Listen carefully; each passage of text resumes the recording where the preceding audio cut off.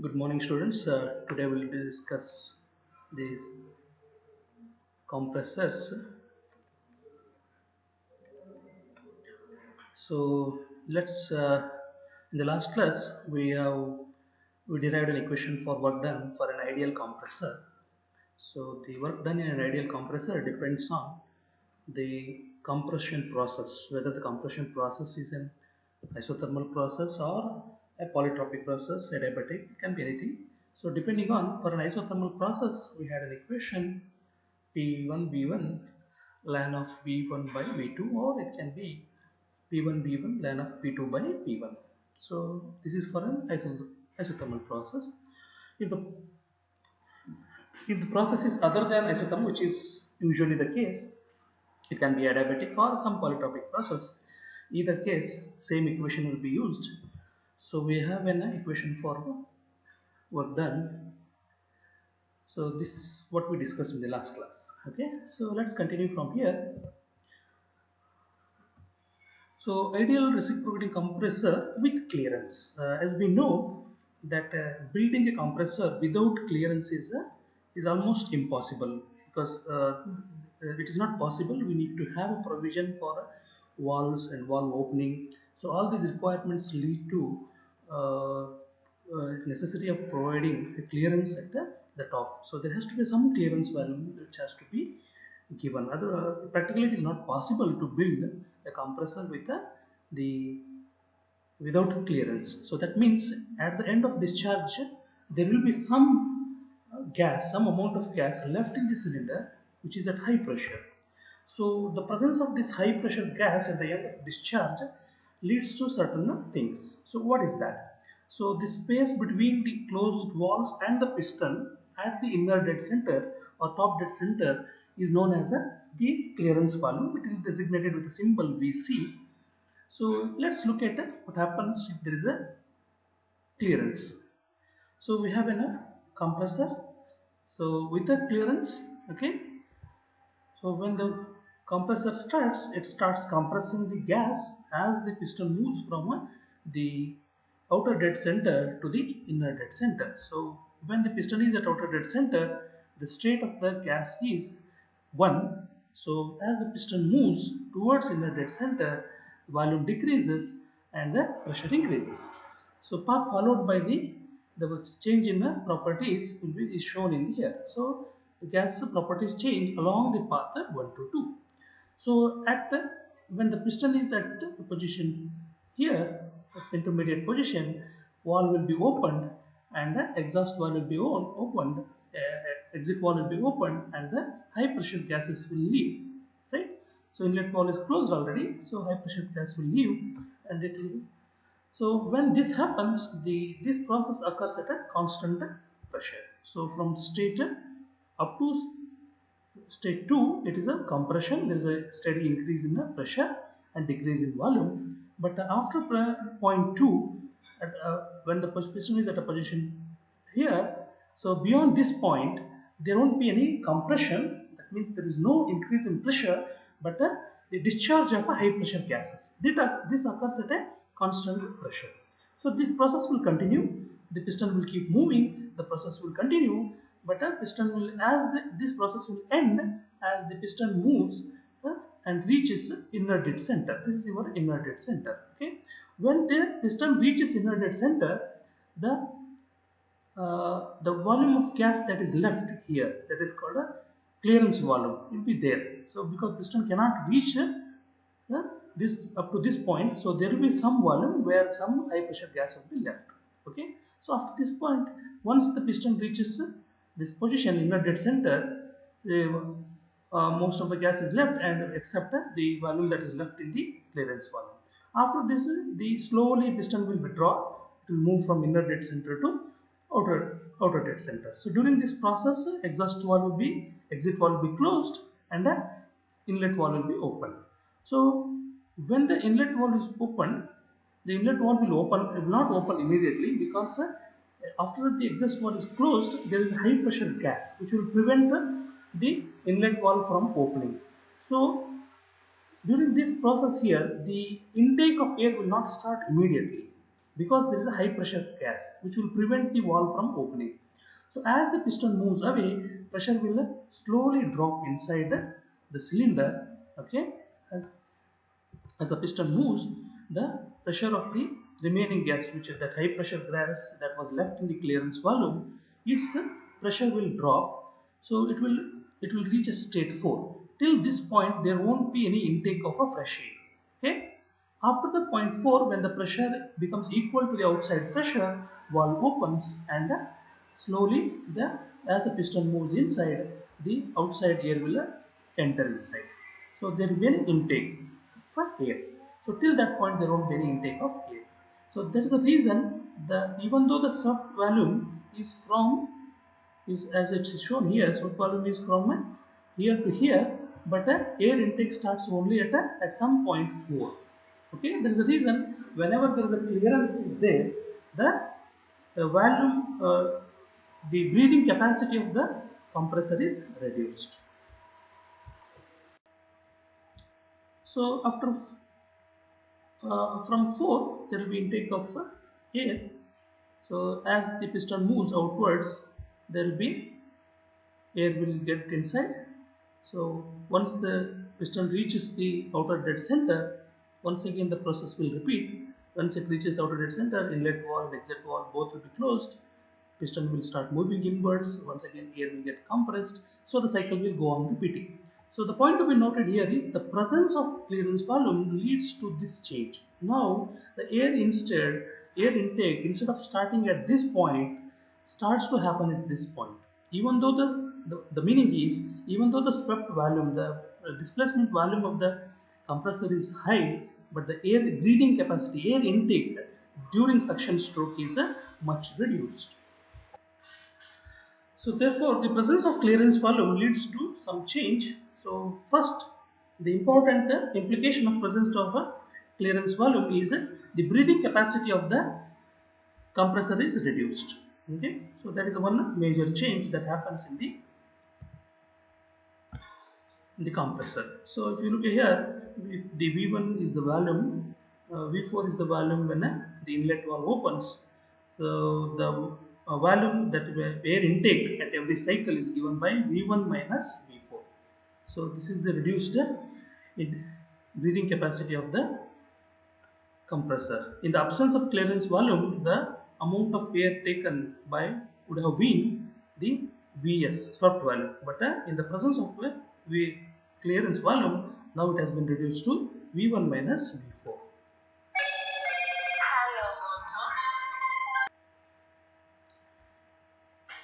So here the ratio of clearance volume to the swept volume is known as a clearance ratio, and it is an important property of the compressor. So clearance ratio is given by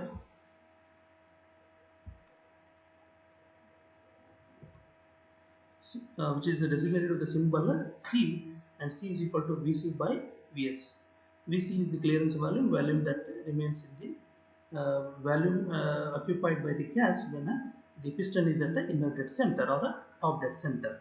Vs is the swept volume or a displacement volume of the compressor.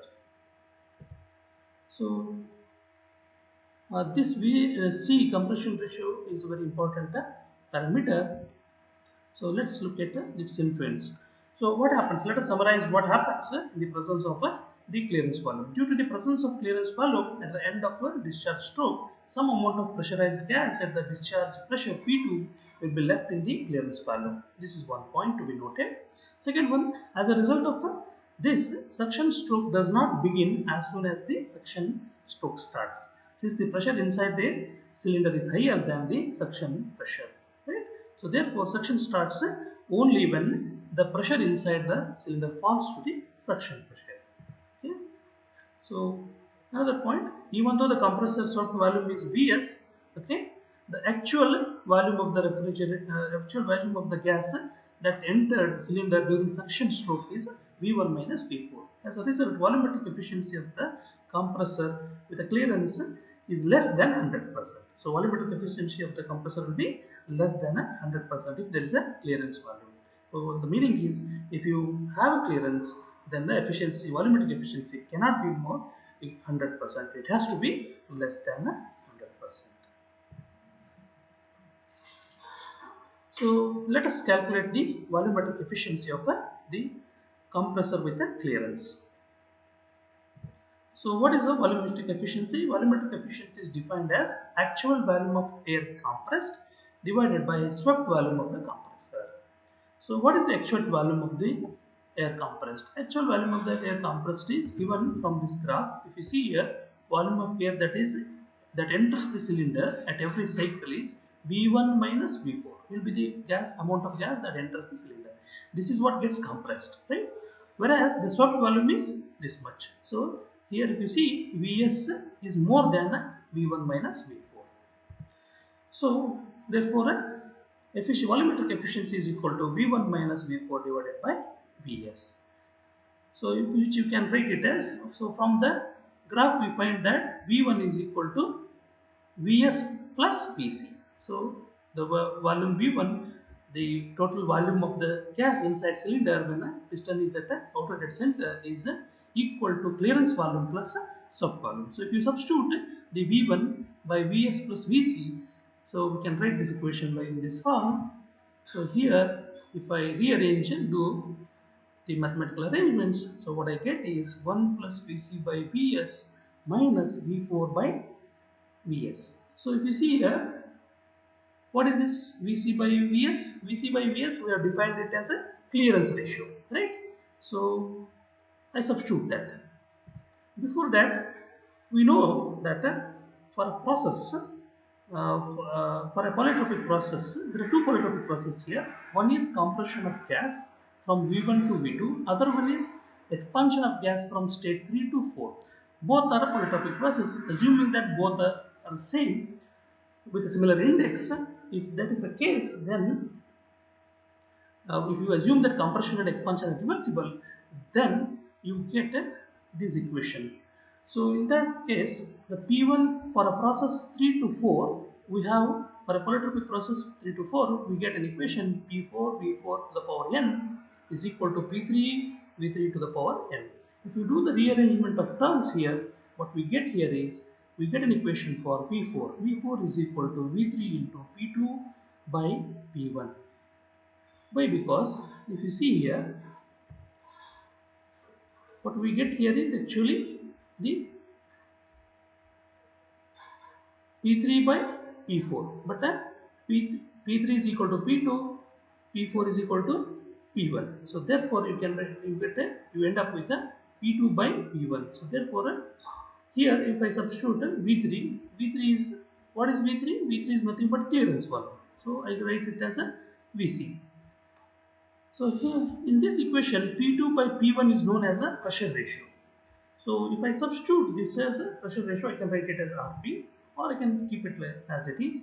So if I substitute this value of V4 in the equation for the volumetric efficiency, I get an equation for volumetric efficiency which is equal to 1 plus Vc by Vs minus Vc by Vs into P2 by P1 to the power 1 by n. So here we know that Vc by Vs is clearance ratio, so which that we substitute here.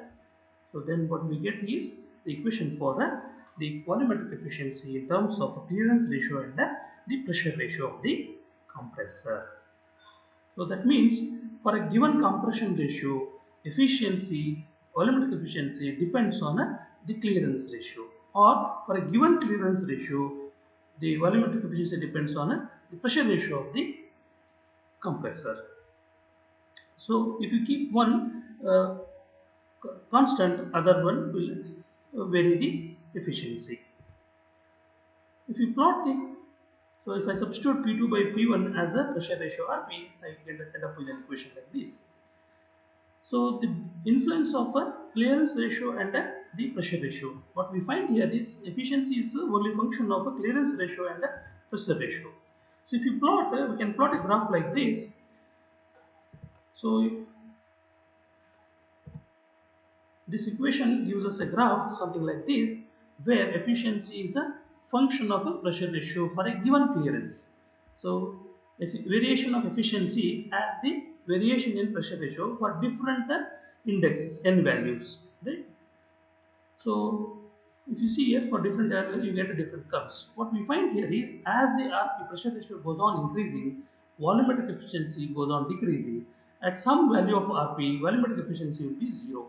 But so what is that limiting case? This is known as a limiting pressure ratio for a given clearance of for a given design.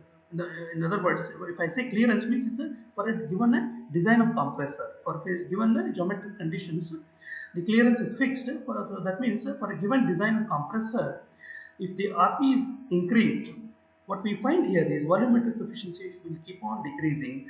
There will be some limiting pressure ratio at which volumetric efficiency will become zero. That means you cannot increase pressure ratio beyond that limit. There is a maximum limit that we have. So what that limiting pressure can be obtained by substituting in this equation efficiency equal to 0. So if I substitute efficiency is equal to 0, then I will get the limiting pressure ratio in terms of a clearance ratio. So I will substitute efficiency is equal to 0. If I simplify this equation, I will get the limiting pressure ratio, the limiting, or in other words, limiting, either way it works. One is limiting clearance or limiting pressure ratio. This is the equation for a limiting clearance for the limit, and the other way of doing it is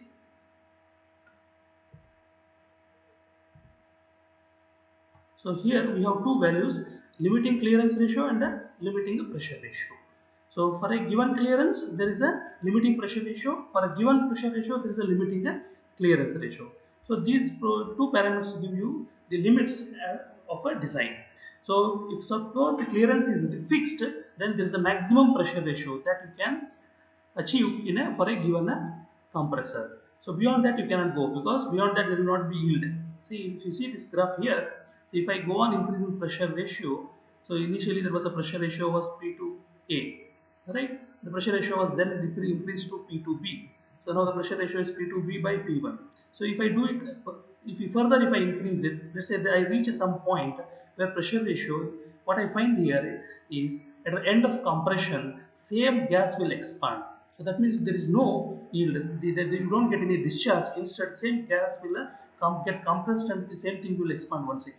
So you don't get any yield from the compressor. This is a limiting case. So this gives you limiting pressure ratio that is given in this equation. Similarly, for a given pressure ratio, maximum clearance, there is a limit for the clearance. That value is given here. Mass flow rate. So mass flow rate is an important parameter for an compressor. So what is mass flow rate? Mass flow rate depends on the volumetric efficiency of the compressor. Okay, the mass flow rate of the compressor with clearance is given by following equation. Mass flow rate m dot is equal to efficiency of the compressor, volumetric efficiency of the compressor into the displacement volume or swept volume divided by specific volume at the intake, at the inlet. So using this equation, one can find out the mass flow rate of a compressor with clearance. So what we find here is actually this term. If you remove this efficiency, Vs by V1 is the mass flow rate for a ideal compressor without clearance. When you have clearance, then you have to multiply this term with the efficiency term. Thus, the mass flow rate decreases as the volumetric efficiency reduces. In other words, the required size of compressor increases as the volumetric efficiency decreases. So this is a very important point here. Please note the mass flow rate decreases as the volumetric efficiency decreases. That means we have in the previous slide we have seen that if the pressure ratio goes on increasing, then the efficiency decreases. That means for a given clearance, if I try to get more and more high pressure gas, I will do it at the expense of efficiency. That means I have to compromise with efficiency. In other words, your mass flow rate will reduce, or the breathing capacity of the compressor will reduce. So let's look at work done in an ideal compressor with a clearance. In the previous class we have discussed the work done for an ideal compressor without clearance. Now let us look at an ideal compressor with a clearance. Okay. So here what ideal in the sense all the processes are reversible, we are assuming, but in real compressors processes are not reversible. Here we are assuming all the processes are reversible, an ideal compressor with clearance. That's the only difference. It's again an ideal compressor. Okay. So if I have a PV diagram and the schematic of a compressor, this we have discussed already. So if you look at the figure here, the work done during compression is given by the is shown by hatch lines. So this is the area. The work done during compression is given by the cycle 1, 2, 3, 4. Okay, this area we have to calculate. So for calculating to calculate this area, we can do the integration of these curves. Okay, we can integrate from 1 to 2, 2 to 3 and up to this end, then subtract this part. Okay, like this we can do. That is one way of doing it. Or integrate with respect to y-axis or a pressure axis. So here what we do, first we find area under the curve 1 to 2. So that whole area we get here. From that I subtract the area under the curve 4 to 3. So that will be, it is easy to mathematically handle. So from the figure I can write work done by the compressor is equal to area under curve 1 to 2 minus area under curve 4 to 3 and over y-axis, not a x-axis here. Keep in mind, don't forget, here integration we are doing about y-axis, not about x-axis. This is area under the curve about y-axis. Okay. So if I write that in mathematical terms, it will be W is equal to integration of V dP over between limits 1 to 2 minus integration V dP between limits 4 to 3. So if I do this, assuming a polytropic process, ideal polytropic process, reversible process, we have derived an equation already. We know that integration of 1 to 2. So similarly, we can write the equation for the integration of 4 to 3. So if we do that, we get an equation here like this. So since P3 is equal to P2 and P4 is equal to P1, so we, instead of writing the P3 by P4, we write here P2 by P1. Okay, so we get an equation like this. So for the simplification, so I can take this n by n minus 1 common. Okay.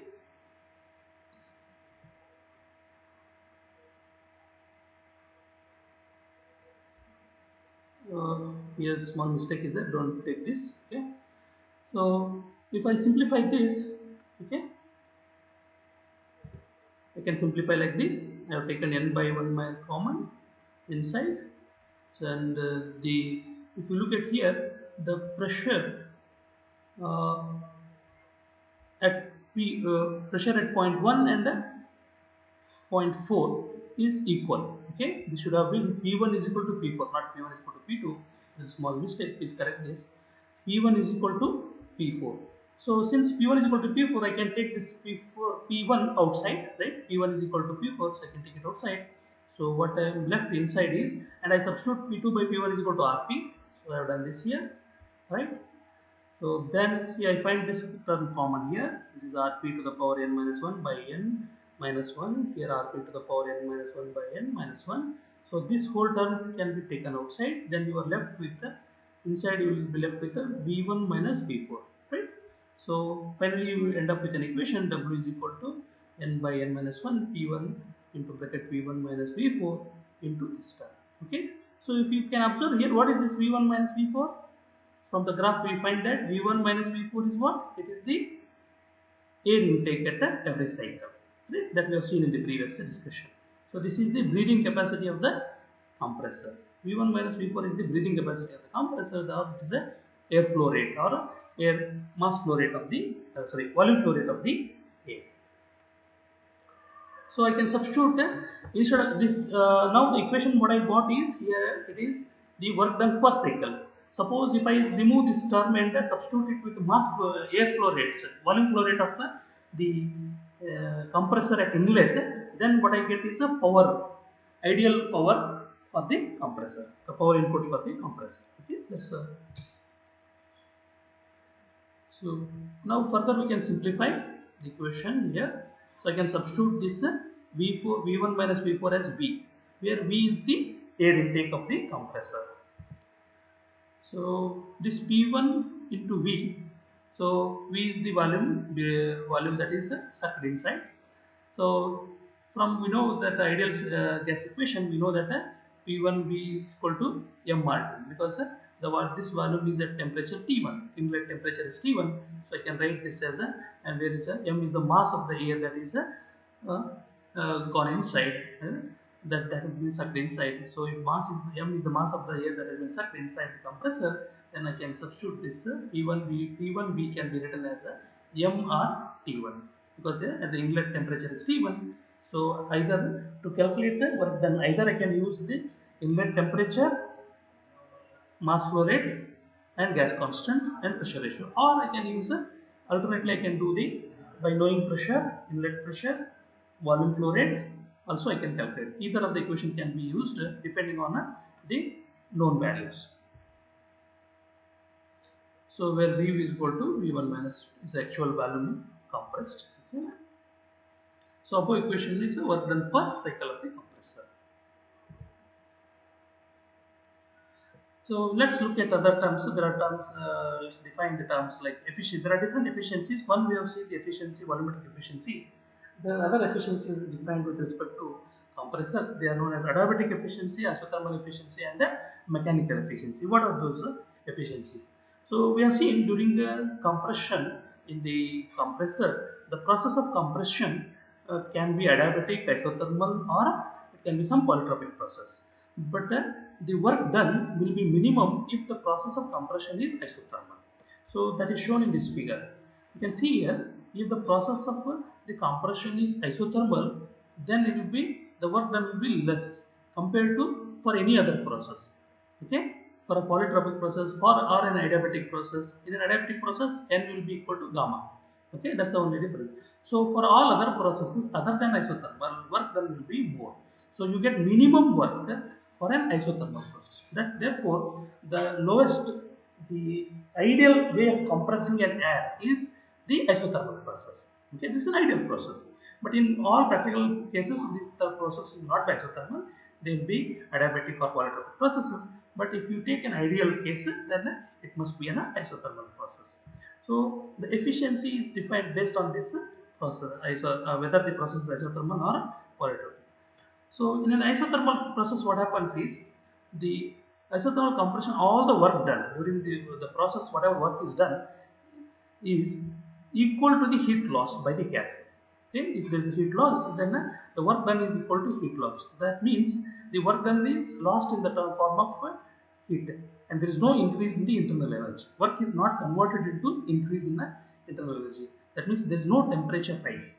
Okay, there is no temperature rise. So if you want to spend less work, then it must be done isothermally, so that there is no increase in the temperature. Work is not converted into internal energy.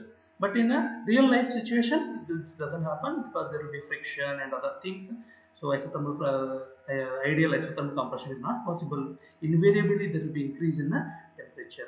So in a real life compression processes, the work done will be used to both to increase the pressure as well as to some part of the work is converted into internal energy of the gas. So thus there is no increase in internal energy. And the isothermal compression is considered as ideal. Therefore, isothermal process is considered as an ideal process for compression. So now we look at the efficiency, adiabatic efficiency, isothermal efficiency, and the mechanical efficiencies. So as we have seen, the work done is minimum for an isothermal process, that is shown in this figure. So based on this, a term is defined that is known as isothermal efficiency. What is isothermal efficiency? Isothermal efficiency is defined as the work done for an ideal isothermal process divided by actual work done in a real compressor. So the compressor work can be measured, right? So the isothermal work can be calculated by knowing the pressure ratios, right? The WT will be calculated by knowing the pressure ratio and geometry of the clearance volume of the compressor. We can calculate, whereas WC has to be measured, right?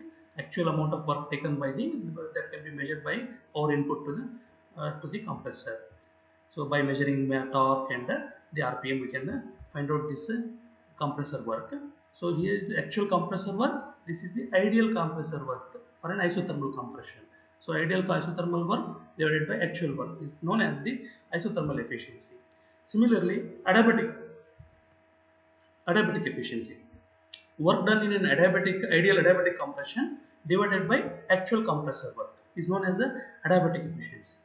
Then there is one more, mechanical efficiency. Mechanical efficiency is the ideal work in compression divided by shaft work supplied to the compressor. Because when work is supplied to compressor, there are some losses because due to friction between the piston and the cylinder wall. So therefore, all the shaft work is not converted into is not used in compression of gas. Therefore, this will be less. So therefore, you get a mechanical efficiency. So these are all the different terms that we be using here. These terms in the calculation and solving problems. So these terms will be more clear when we solve few problems. Okay. Then multi-stage compression. What we discussed till now is a single-stage compression. Only one cylinder, one-stage compression. Often a multi-stage compression process is resorted. It has multi-stage compression has got its own advantages. This multi-stage compression and its advantages, these topics we'll discuss in the next class. Okay, thank you.